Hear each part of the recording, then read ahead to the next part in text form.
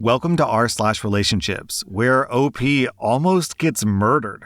Our next Reddit post is from Deleted. I'm a 27-year-old woman and my boyfriend is 24. He hit me in my pregnant stomach. What should my next move be? We've been together for 3 years. We seem to have this reoccurring argument about him being jealous of my oldest son's father. Today, I received a call from my son's school about some trouble he got in with his classmate. I called his dad to inform him, which is something we always do in situations concerning our child. I always communicate matters with my son to his father and vice versa. We strictly discuss our son and nothing else whatsoever. There's never any inappropriate interaction between my son's dad and I, ever. When the phone call was over, we continued the conversation through text. This must have rubbed my boyfriend the wrong way because his body language appeared tense all of a sudden. I asked him what was wrong, and he responded that he didn't like the fact that some of my passwords are my son's name because he has the same name as his dad. I told him that my passwords are just that, my child's name, not his dad's.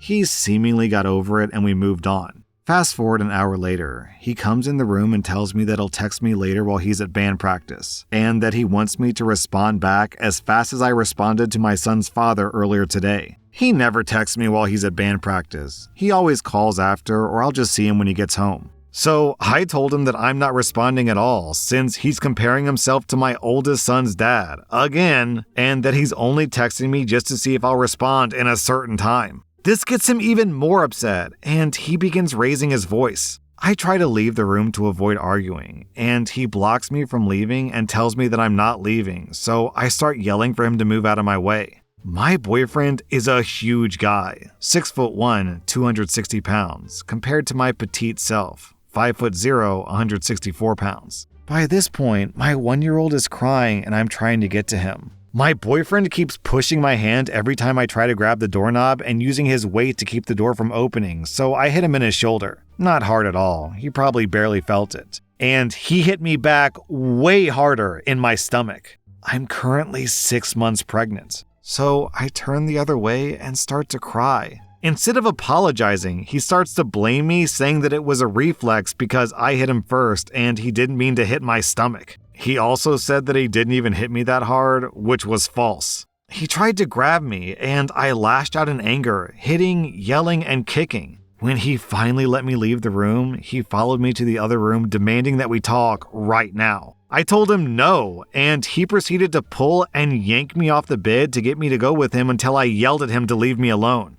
Our 1-year-old child is next to me while my boyfriend is doing this, so my child screams and cries for me to pick him up. I told my boyfriend that he's scaring the baby, and my boyfriend just keeps trying to take him from me so that he can put him down and pull me out of the room. He eventually gave up and said that I'm using our son as an excuse to avoid talking. I'm just at a loss for words right now. Oh, okay.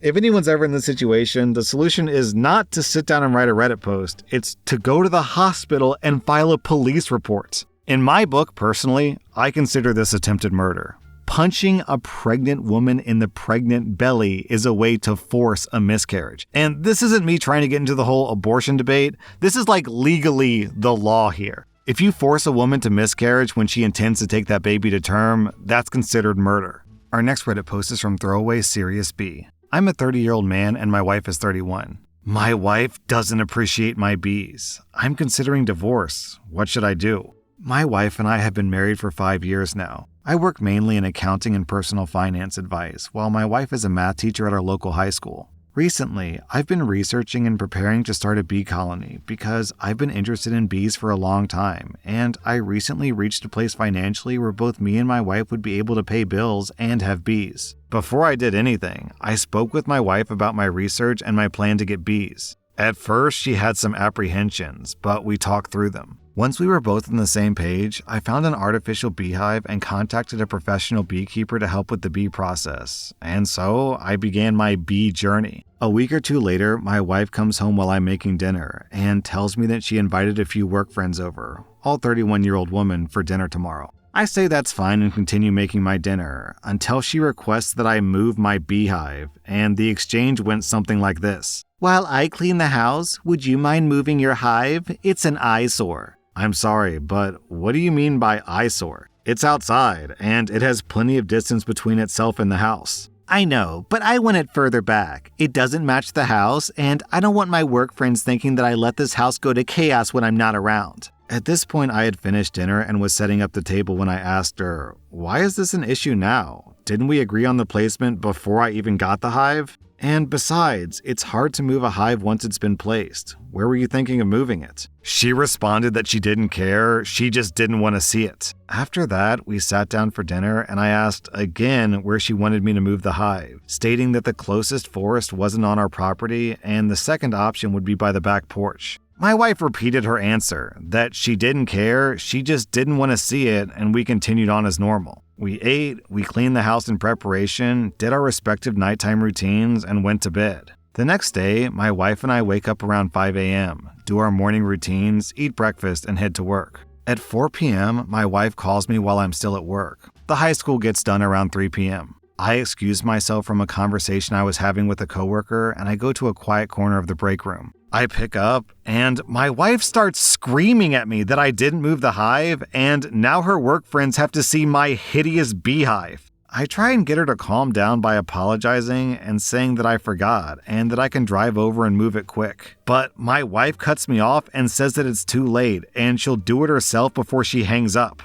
I'm standing in the break room confused and angry, so I try to focus on my work and deal with it later. I got home that night to my wife sitting at the table reading her book. She welcomes me home and I ask her about her day. She says, "It was good. A little stressful, but nothing I couldn't handle." I then decide to bite the bullet and ask about the hive and how she handled it. "Oh yeah, your bees. I almost forgot. It was hard moving the beehive because the bees kept stinging me, so when I tried to set it down, it fell and broke, so I left it there because it's your hive after all." "You broke my hive? How long has it been sitting like that?" "It's been like that since I called you." I looked out the window to see my hive laying on the ground. Parts of the walls were broken, as well as the legs and other crucial parts of the hive. When I took a step outside to get a closer look, I saw my bees flying around unsure of where to go. I called my beekeeper contact, and they asked for a description of the damage. When I told him, he said that there isn't much that he can do, but he'll call a friend to try and fix the things that they can. I thanked him, hung up the phone, and walked back inside feeling defeated.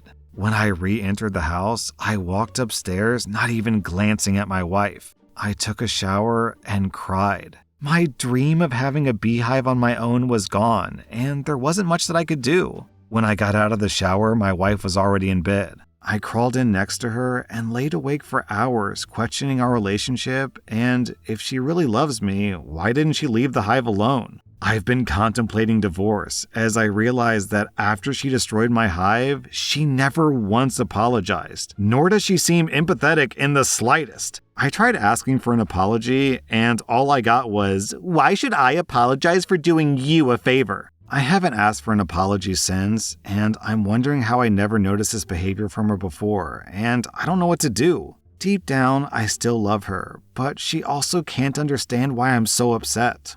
What should I do? OP, your wife gave you less than 24 hours to move the beehive, destroyed your beehive, called you at work and yelled at you for a simple mistake, and then didn't apologize after. All because what? Because a beehive is an eyesore? No, it's not. It's a talking point. It's interesting. Yo, if I went to someone's house and I saw a beehive, I'd be like, yo, is that a beehive?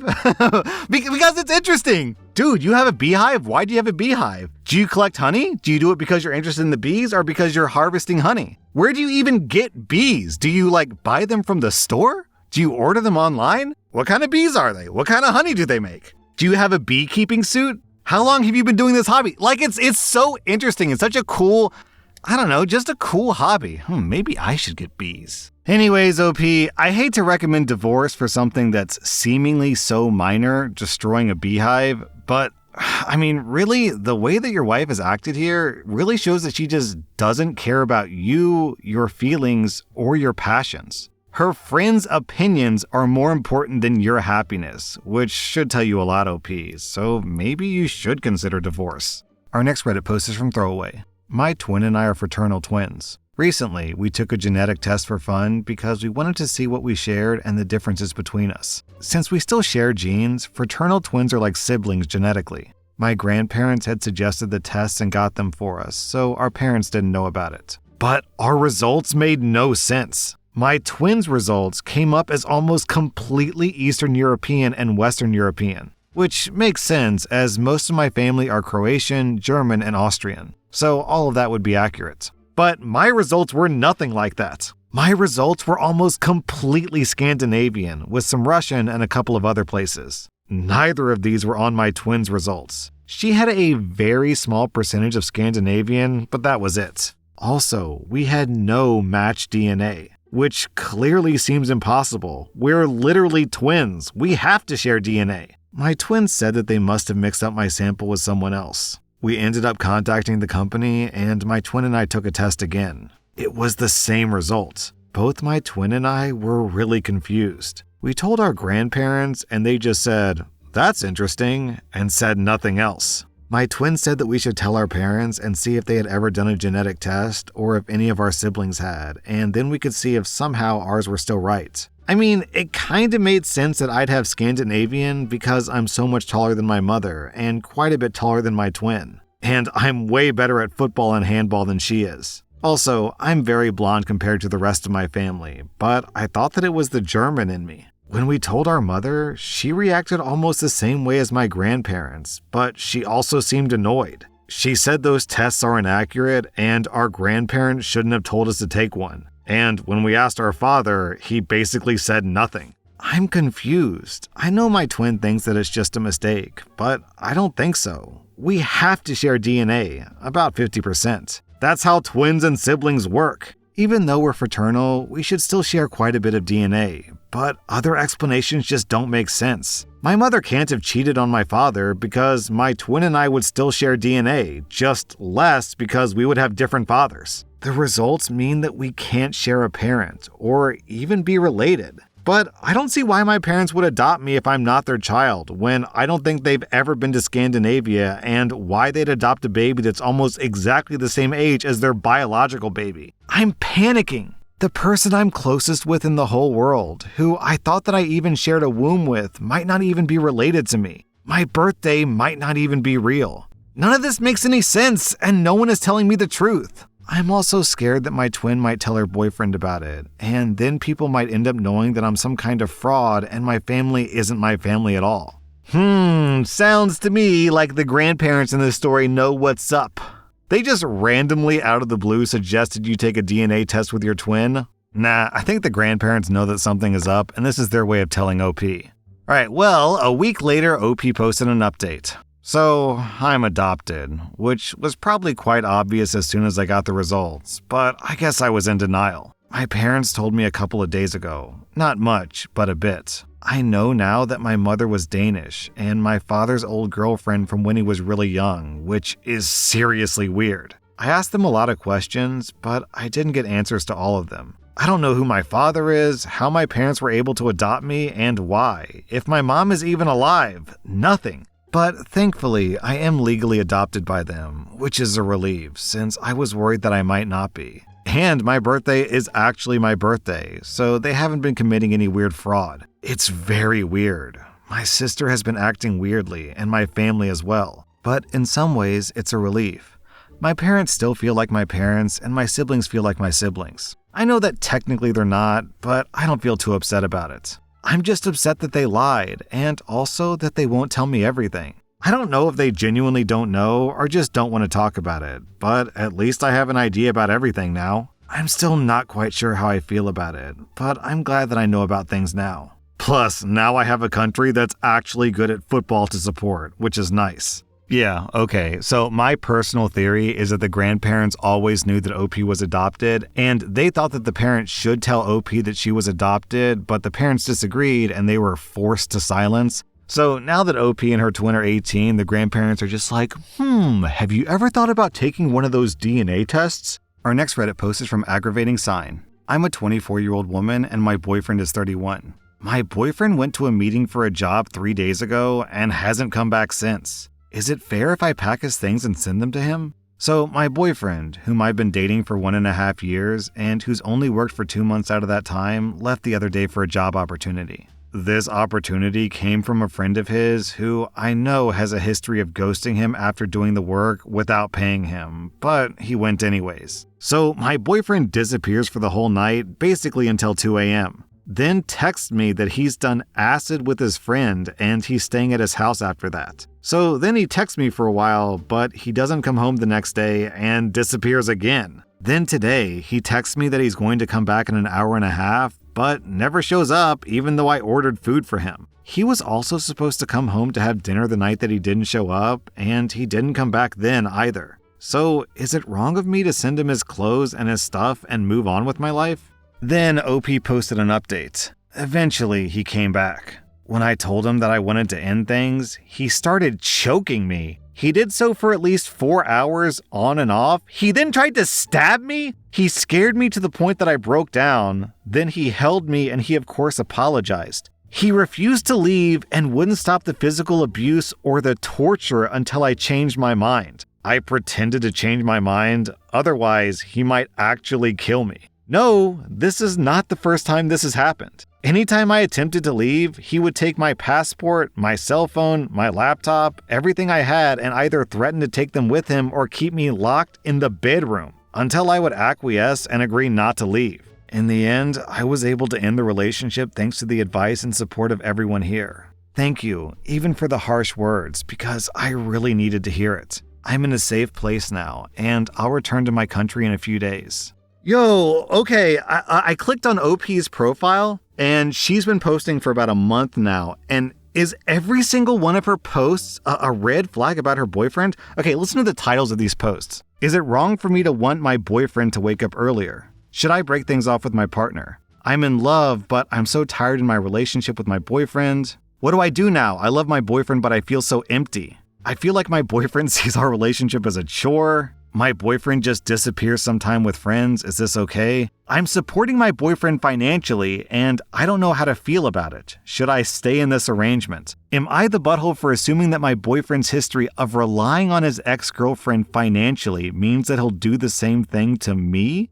There's really no way for me to say this without it sounding like it's a joke, and I really don't mean this as a joke at all. I'm not trying to be funny here. But what is this guy's secret? How does this guy pull this off? He has his ex-girlfriend supporting him financially and his current girlfriend supporting him financially. And despite abusing his current girlfriend, she's like, I kind of want to stay in a relationship. I guess it's just abuse. He just abuses his girlfriend so badly that they become weirdly dependent on him. I don't understand it. Well, that took an unexpected turn. I'm glad you're out of there, OP. I was all ready to trash on this guy for being 31 years old and only working 2 months out of, 18 months? But things took a pretty bad turn in the end there, so now the whole not working thing doesn't even seem that bad. That was rSlash-relationships, and if you like this content, check out my podcast where I publish the exact same episodes. Also, hit that subscribe button because I put out new Reddit videos every single day.